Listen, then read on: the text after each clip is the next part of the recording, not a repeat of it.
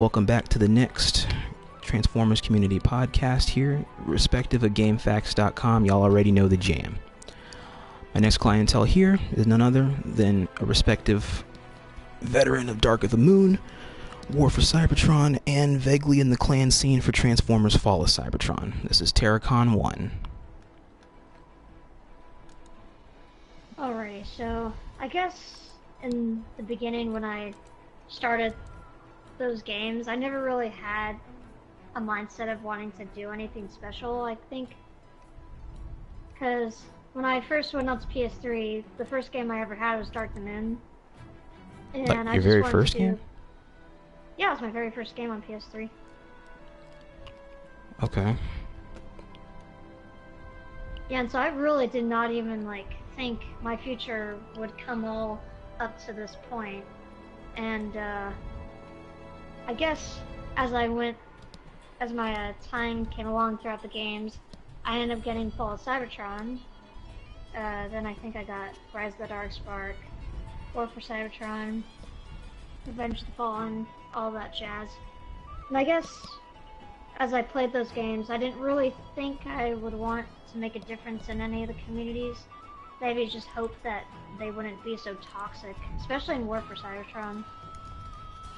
Because, geez, War for Cybertron, I went in that game when it was pretty much already dead. The only thing that kept it running were full of hackers and very few people that were still legit, but even then it wasn't even that great. And I couldn't even play that game legit. I ended up having to have a modded save just to actually fight and actually stand a chance against a lot of those modders, because all the modders really did were Poke 2.0 and Omega Missile, and it was just, they never really knew how to have a good fight. And of course they had those heal grenades, and it was literally all they did. Damn, firing off. I'm sorry, but yeah, that was basically War for Cybertron in a nutshell when I arrived to that game. It was literally nothing but pokers, Omega Missiles, drains, basically hackers and glitchers. There were very few times, such a rare time where I would find a completely legit game. And I had a legit save, or, class in my modded save, in case, that was ever the case. And so I was perfectly fine with that. But even then, it's just, you really couldn't even expect luck of having a good, decent, fair game in a War for Cybertron.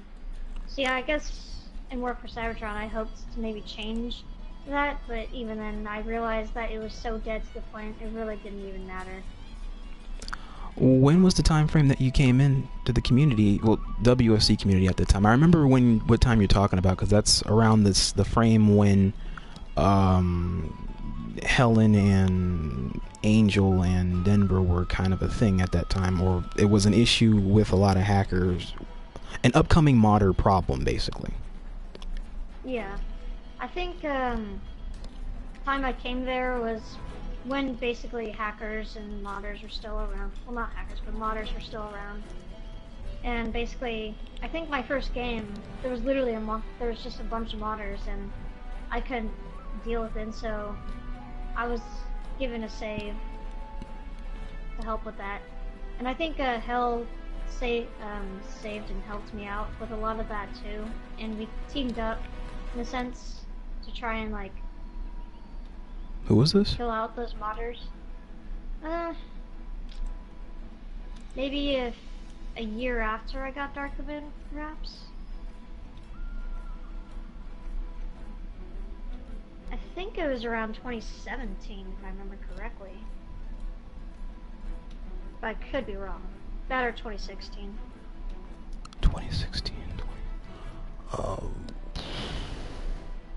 Yeah, that sounds about right from the time frame when I started seeing you around Dark of the Moon less, and then I started seeing you on WSC more. Yeah, I ended up wanting help and such, and Hell wanted help too, and so me and her pretty much basically teamed up. Helen? When we wanted to, yeah. Gotcha.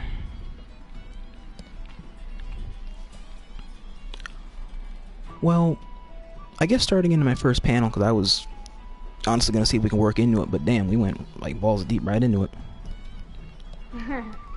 What inspired you to make a difference in the communities you were a part of? I guess it was because the Transformer games were like a passion of mine, and I actually enjoyed them because I had a lot of friends in the games too, and I actually liked playing the games, but how can you enjoy a game when all you're gonna do is just be killed and repeatedly killed without getting a kill and having fun killing someone else when you can't, because they keep killing you over and over. I mean, I didn't really make much of an impact in the community, I would think, because now in Dark the Moon, there's basically modders, and it's all thanks to Ash, to be honest, because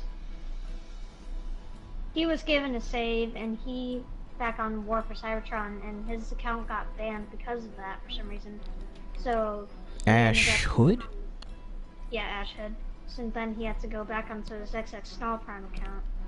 And Onslaught, he apparently wanted mods really badly on the oldest of asses of games in the universe. I don't know why.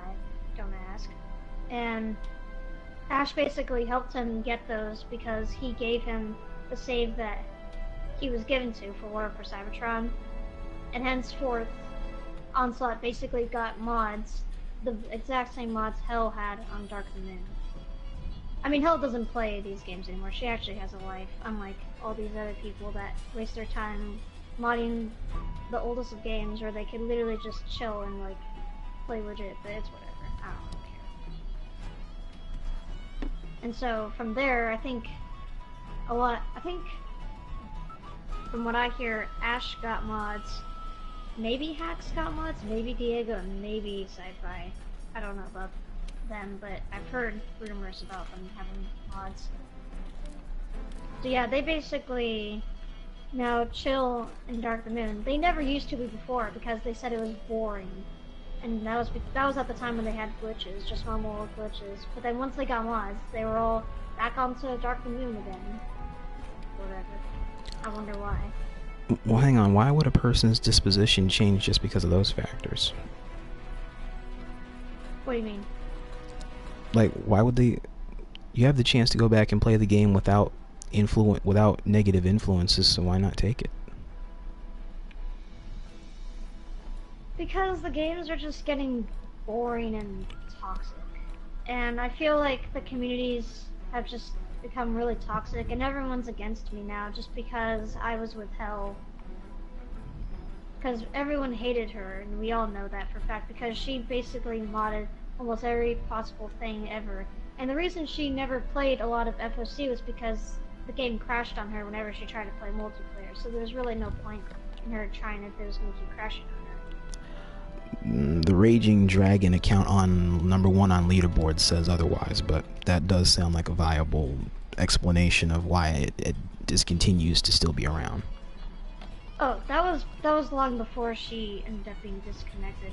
That was like when she was actually able to go on FOC, but I think a little while after she ended up hacking the leaderboards, she couldn't connect and it would just say error or something like that, and so she just stopped playing FOC altogether or bothering, and so she just went back onto Dark of the Moon to find out more stuff and other junk.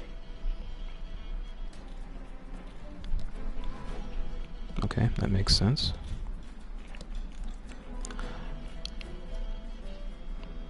Did any of those factors, would you say, have a contribution to what inspired you in some sense? Even if it may be, well, controversially speaking, if it may be, I guess, a negative inspiration of sorts? I guess, once I got mods, everyone became pretty jealous. And I will admit, at the time when I got mods, I kind of abused them at first, because when you get something new and you feel powerful, you feel like you need to use it, and you feel like showing off to people about it. And it's not like you're gonna say, oh, once I get mods, I'll be perfectly fine, I'm not gonna do anything. You're gonna do something once you get mods the first time. I abused them for a little bit when I first got them on Dark Moon, but they get boring really fast because they just kill people after people after people super easily, and there's really no challenge. And so after that, I kind of just didn't care about how I used my mods, and even then, as I continued to play the games, I didn't really kill people anymore unless they actually started shooting me. Then like I would just kill them.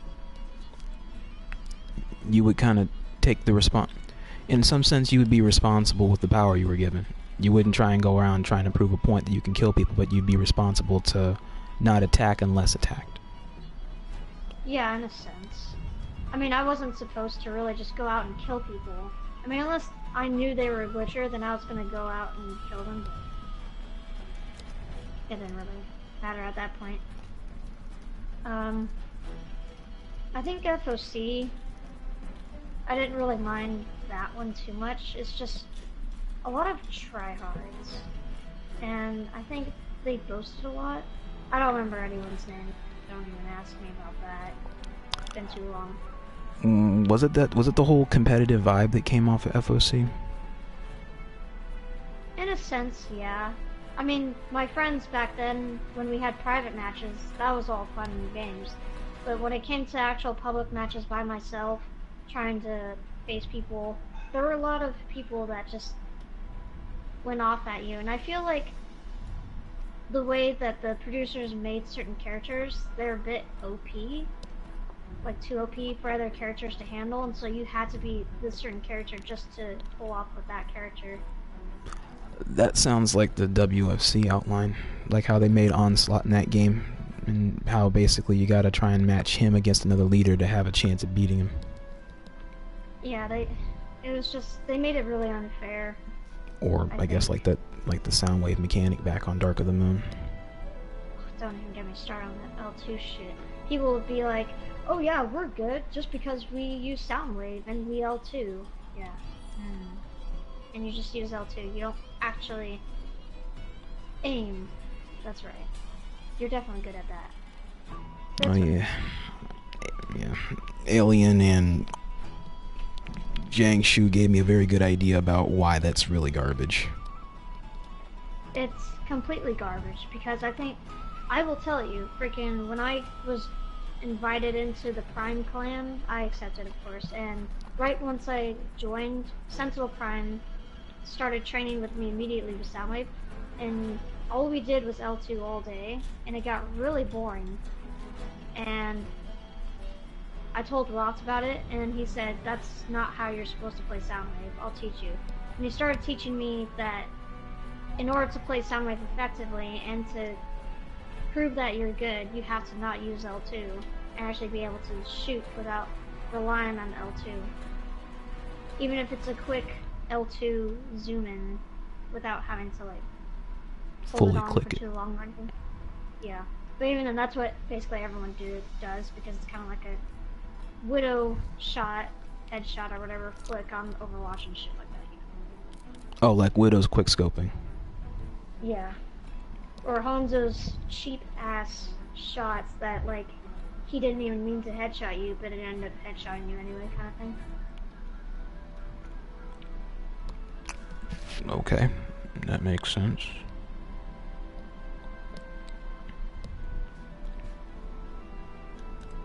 I guess throughout, as I continued to play throughout the community, I guess it was good and bad, but it became progressively worse as I continued to play. Because at the beginning it was nice, it wasn't that bad or anything. I had friends and they defended me and stuff like that. But I think as 2 years passed along, they started hating on me more and more. People didn't care about me less and stuff. They thought of me as a mortal enemy just because I was friends with Hell. And they thought since she killed everyone that she saw, because they were glitchers, they thought that I was helping her with a lot of stuff, which I was. Not gonna lie, I was. But I never had any intention to kill my friends either. And so I guess I kind of slowly moved away from becoming, or staying as respected friends with them. I guess I just moved on from the community in general. Okay. And just because of the disposition, or because of how you were viewed for being around a select amount of people for so long, it kind of gave you a sense of self-isolation. Yeah, I think based on who you're with, other people just don't like you just because they don't like that person. They think they're gonna have the same, you're gonna have the same influences as them and such like that. Although that's not even the case half the time. Because I remember, I was in the X-Dawn clan in War for Cybertron, and my leader did not like it when I hung out with these certain people, and I was like, I'm not hurting anyone, am I? It doesn't even matter. And then he kicked me out of the next gen mafias. Yeah, pretty much, yeah. Yeah, I know exactly that group. X-Dawn, you said? And then X-Dawns, and then they quickly, like right after me, they quickly disbanded and the clan basically became extinct, and he said it was my fault, although it was, in a sense, his, but it's whatever. I didn't even do anything. All I did was talk to Denver. I literally messaged him, and he sent that message screenshot to Hayes, and he got mad at me for that, and he kicked me out of the clan. And then I think from there, everyone, one by one, just left the clan or something. And then it became extinct. Was that around late 2017, early 18? I think late 2017. I don't think it was 2018 yet. Okay.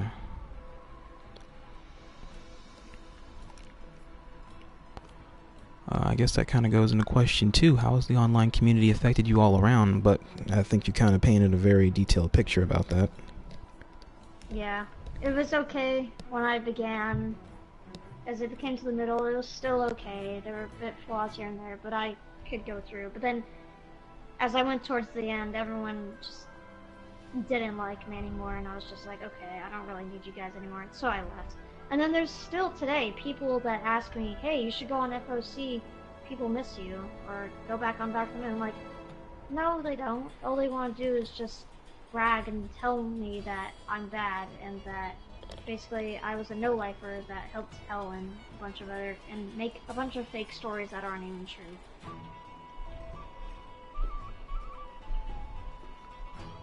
Hence why I stay on PS4 now, because I might just sell my PS3 later on, but that's years from now.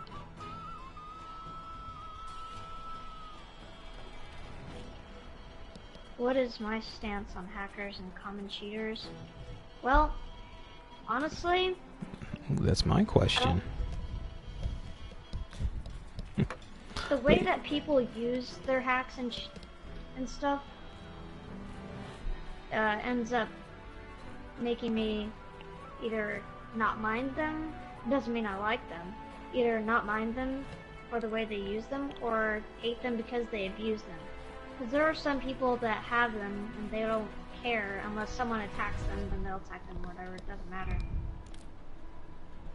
But then there's those people that abuse them, they just go after you for no reason just because they have those mods and they have the power without getting hurt or anything. They know they won't get hurt.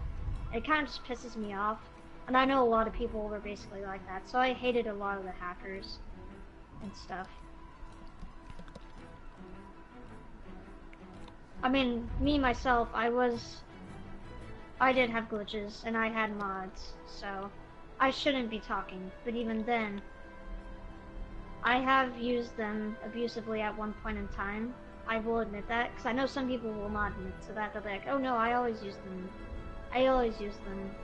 like, responsibly and stuff. You will always use something abusively for the first times, especially if they're cheats. Because they're new to you and you actually want to explore with them. And then once you explore with them, you're like, oh yeah, I'm definitely good with them, so you try them out without hesitation on everyone. But then after a while, it's just the same stuff over and over. You get really bored, and that's what happened to me. I just got bored and then didn't bother. I didn't really care anymore. And so, I guess, and now, I honestly don't really care if someone hacks on an old game anymore. Honestly, it's their life, not mine. They could go ahead and spend their entire life on that game, wasting it based on their cheats and stuff. I don't care. There's really like no one to like congratulate you anymore except for a few people, but whatever. And I heard there's apparently a few people that have modded FOC now. Or is that just a stupid Unfortunately, there is some truth to that. There have been some people that found a way to crack the code to do that, but not a lot of people can do that. So it does isolate the pool of people. Ah, okay. And honestly, I think it's maybe just the 2 or possibly 3 people that are likely doing that on alt account. So if something happens to it, then it's an alt account that suffers and not the primary account. Yeah. Yeah, Onslaught I know does it. There's someone else that I knew, but I forgot their name. I think Killa has mods? I'm not sure. Atlas Killer? Yeah. Oh. Well, yes. Does he or no? Yeah, he does. Oh. Yeah, I thought so. And there was someone else, I just don't remember. Nah, kind of forgot. But they were kind of, they're more so a Titan main on a certain clan, I just forgot where. Was this any time last year or the year before? For what? Well, I guess your stance for that player or for those players. Was that somewhere around? Oh, I mean, I guess back then I didn't really like people that hacked and cheated, but now I don't really care anymore. They can go ahead and do what they want. It's not my game, not my problem. I don't play on it anymore. If people come and whine to me about that stuff, I'll just be like, why are you whining to me? You should be whining to the producers. I'm not the one that created the game. And I haven't even been on those games for a long, long time, so people cannot be complaining to me saying it's my fault when it really isn't. Like, there was so much time for the games to change, possibly, or whatever, and it's obviously, they've all stayed really negative, especially War for Cybertron and Darkman. I don't know too much about FOC, if that's become more negatively impacted or positive.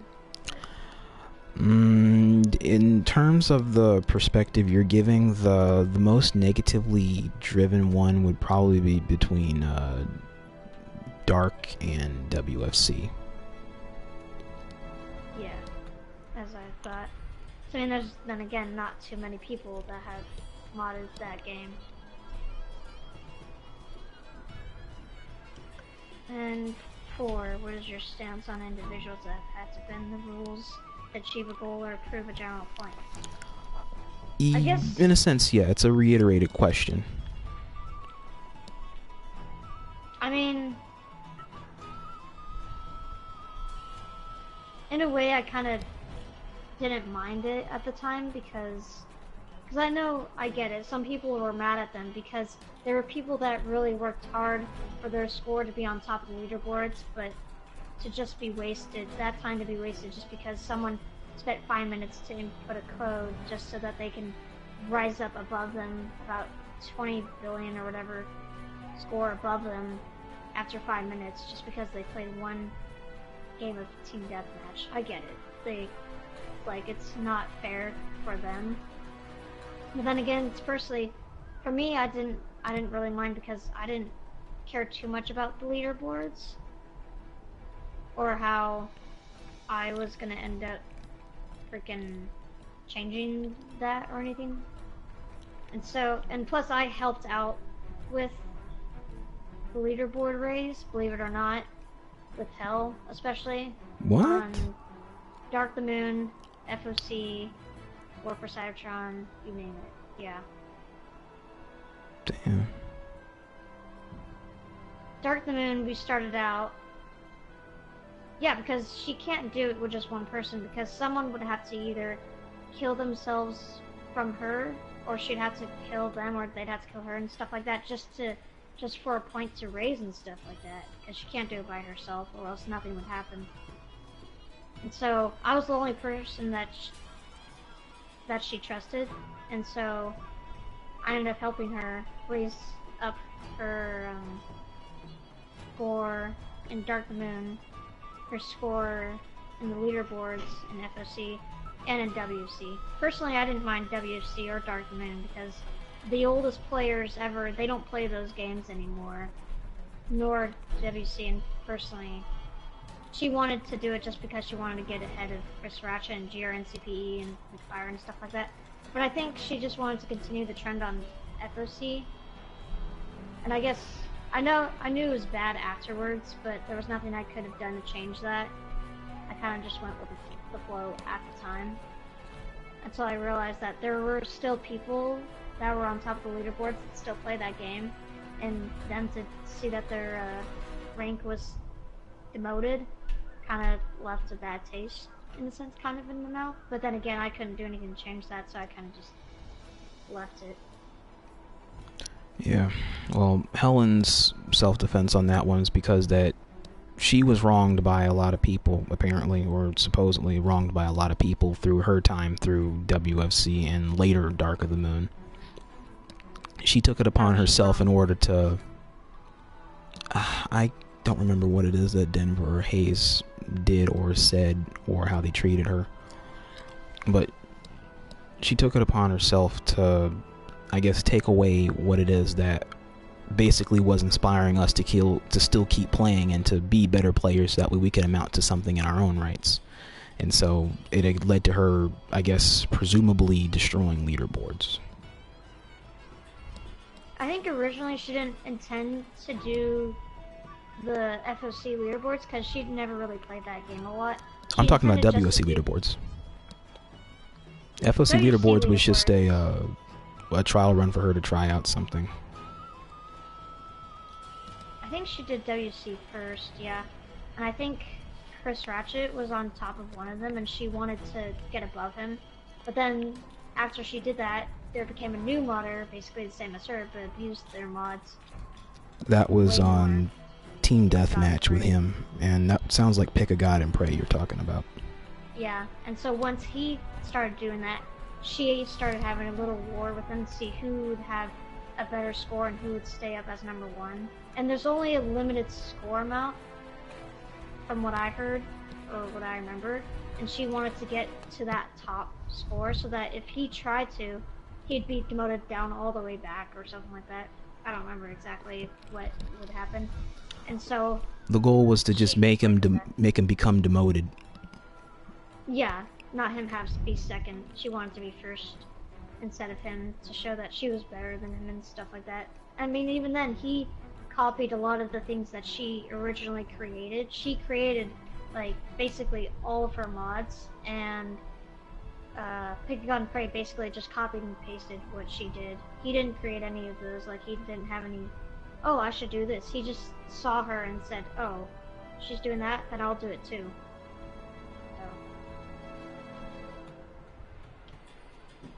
So. And Well, little did they know that on the normal progression of leaderboards, there was actually 2 other hackers that were on that board before Helen was even associated with WFC. Yeah. I can't remember the other one, but I can tell you for a fact Down2B was another hacker on that board. Oh yeah, for sure. Yeah. Down2B. Jesus Christ, dude. Fucking annoying. If I had 2.0 in War for Cybertron, he would not have killed me as much, and he'd probably leave every single possible game I was in, or crashed them. I mean, I just crashed every single game I went into with him. I didn't want to deal with that BS. And what does leaderboards hold sentimentally for me? I didn't really care about them too much, honestly, FOC and War for Cybertron specifically, because I joined those games pretty late. I think Dark the Moon I had the most hope for, or not hope, but more like passion, because that game was the first one I started, and I wanted to get as high as I could in leaderboards. Right. I think I'm in 62 or something like that in leaderboards. I can't remember, but somewhere around there. I think Rise of the Darkspark, a few of the maps of leaderboards, I wanted to become #1. I'm still working on that, although the game is so boring to the point it's really, really hard to play multiple matches and just grind. I did that for 2 summers, and after that it just became really boring. I think I'm on rank #7 in Broken Hope, and I'm on rank 30-something in one of the other matches, or maps. Oh, okay. Gotcha. PS4 version. Yeah. Okay. But yeah, that's mainly just the question. Was just asking, not to cut you off, but yeah, it's just mainly to ask if leaderboards hold sentimentality for you.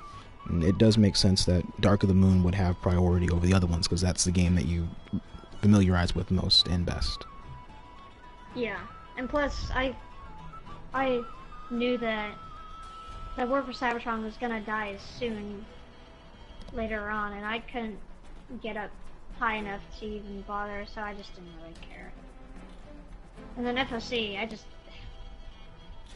too many people play that game that are still on leaderboard, so I didn't care about that one personally. And number 6, have you had the chance to play for a clan or gaming group of friends? Yes, I have. There's been plenty of them. First one was the Prime clan, hence how I got my first clan name, XX Terror Prime XX. FOC, I joined ROK for the first time. I think ROK Megatron? Or ROK? Yep, that was your tag. No. It was? Yeah, ROK Megatron. That was Frenzy. I thought there was already a ROK Megatron. Frenzy or somebody else, because it's... I'm trying to think, because there were very few people that took the time to make an ROK account at that time. I think I had ROK Frenzy. There was already someone that had ROK Megatron. Yeah, I had Frenzy. Never mind. And then I dropped out of that and went into Newman's clan, which was Brawlers. But that one dissipated really, really fast. War for Cybertron, I went into the Dawn clan, ended up getting kicked out. I didn't really care. Yeah, I think the clan I've been in the longest. Yeah, I did make my own clan back in Rise of the Darkspark for both games, and I only had like 4 friends in there. It was kind of more like a private clan, to be honest. It was only for close friends to grind on and such. But then we didn't really care anymore after about 2 years, and we went our separate ways. I still have one person that's still with me at the moment in that clan, but that clan's kind of dead. That doesn't really matter. Which clan is this? Yeah. It was a personal clan I made. It wasn't, I don't think it ever really had a name. It was just like a group of friends or whatever, but we added a clan. It was more like, Decepticon clan or whatever, because we wanted to be mainly just Decepticons purely, and be specific only characters in every single possible map. Like, my friend John would always be Stinger, I would always be Megatron, my friend would always be Soundwave. There was this guy here and then that would be Starscream always, but and you guys generally roleplay. Yeah, in a sense. And I think we kept it for a good 2 years, and then we kind of went our separate ways and made the clan extinct, kind of.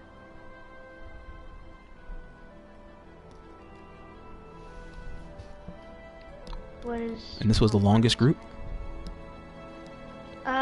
Yeah. Prime Clan died,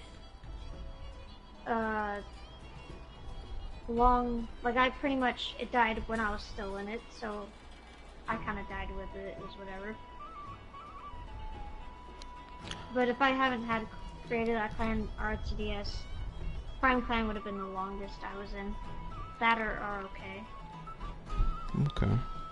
Prime Clan, that's the one that Sentinel and Genesis created, right? The one back on Dark of the Moon and onward? Yeah. Oh, okay. Okay, because I remember getting an invite to join that as well. I joined it, but I didn't think anything of it. And then to continue that same question, since you did have a lot of clan experiences back then, like you did what you just said with the Primes and with ROK, and then co-leading brawlers, how has the clan scene or the battling scene evolved your perspective on being associated with the communities? I think at the time the way I fought a lot of the time was just by myself. I didn't really care about like grouping up and stuff like that, because no one really bothers that. They just want to get the kills, that's all they want. But I think once I got into all these clans, I started to realize people start to work in groups and like use teamwork much more efficiently. And I think after being with all those clans, I started teaming up with my friends more in certain games, and even in just games in general, I started to team up a lot more, getting more kills and such and assists with other friends, so that we'd have basically a larger score count than the enemy team.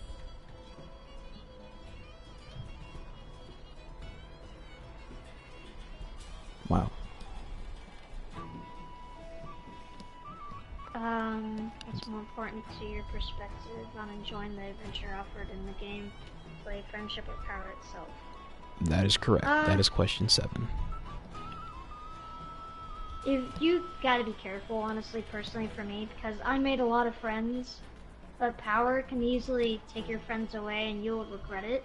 And so you honestly have to pick which one you want.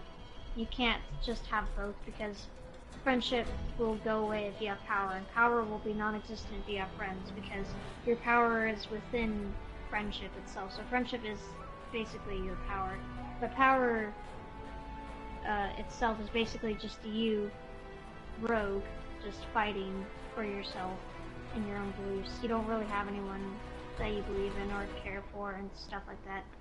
And so I did have a lot of friendships back then, but as I started to learn, you cannot trust everyone, and they will eventually leave you. And so I ended up just going back to just power itself. And so I guess, in a sense, unless you know that your friends are going to be with you till the end of the time, friendship is probably more important. But even then, if you have trust issues like me, I think power itself is more important. Like, you can have acquaintances and such like that, but you can't devote yourself entirely on friendship if you base yourself on power, and yet if you have trust issues and stuff like that. Because I know I was betrayed by a lot of people, and I betrayed many others too once I gained power. And a lot of them I didn't mean to betray them, but they said I betrayed them because I got mods, although I didn't even mean to.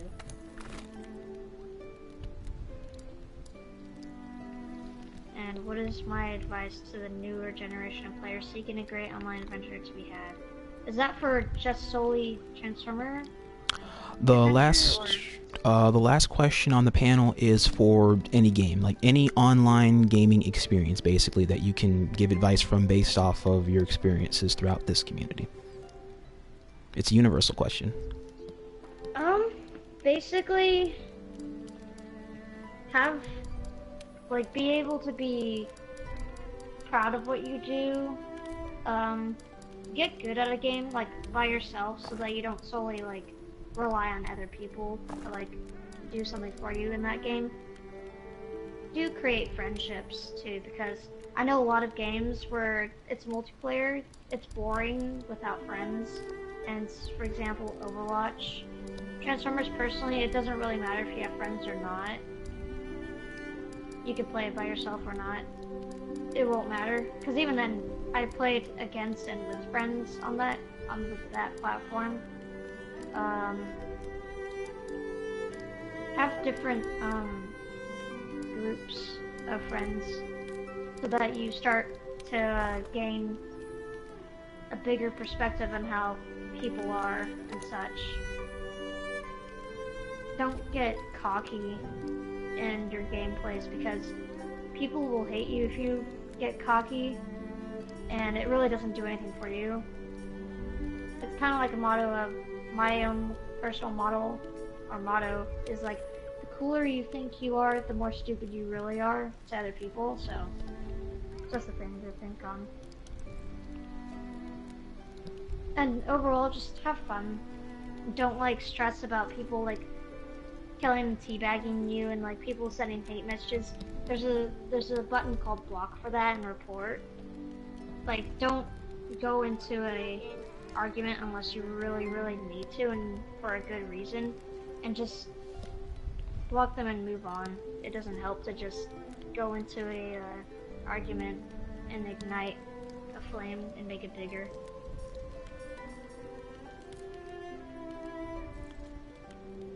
Wise words. So, yeah.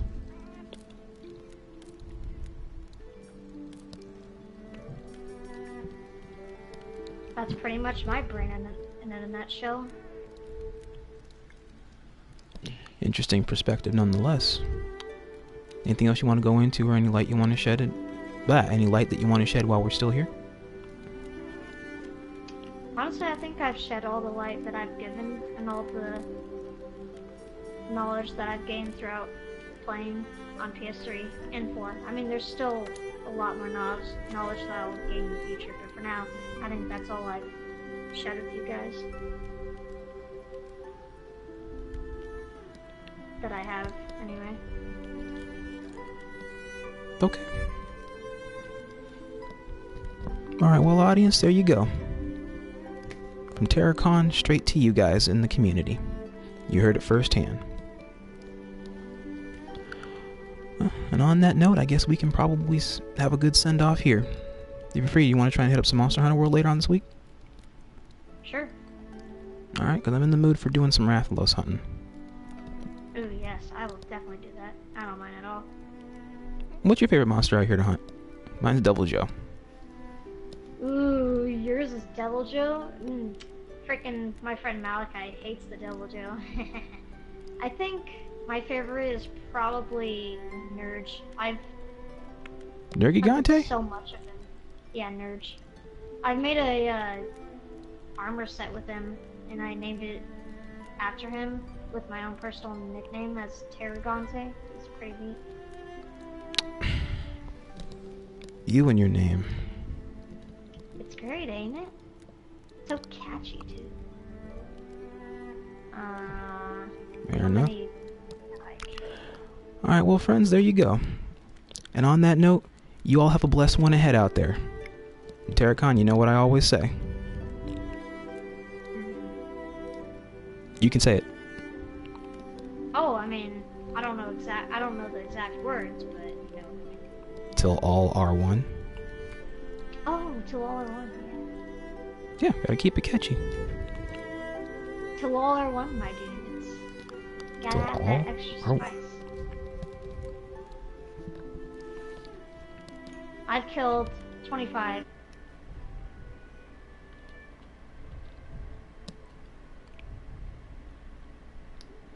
The behemoth? Yes, but it was a hell of a wait to get that.